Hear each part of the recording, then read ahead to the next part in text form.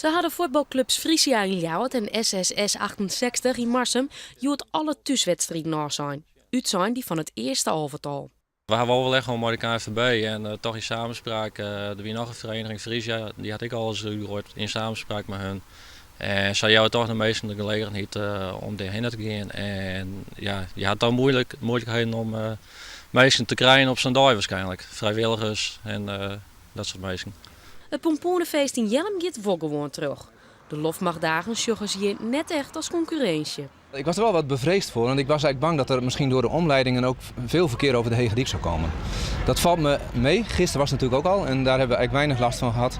Dus ik hoop eigenlijk dat het goed komt. En ja, concurreren doet het misschien een beetje. Aan de andere kant, wij hebben wel een iets ander publiek dan wat naar de vliegbasis gaat. Dus ik denk dat het uiteindelijk misschien elkaar wel versterkt. Hè? Dat de vrouwen bij wijze van spreken naar Jelm komen en de mannen naar de basis.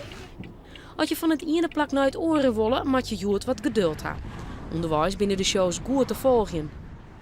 Er binnen een soort mensen die net de basis opgaan, maar toch richting Marsum rieden om naar de shows te zien.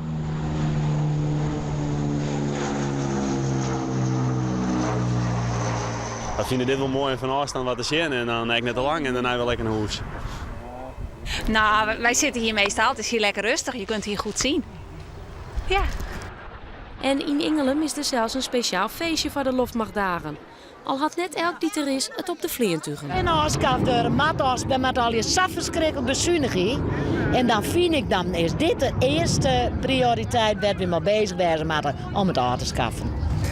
Dus waar is het niet geld?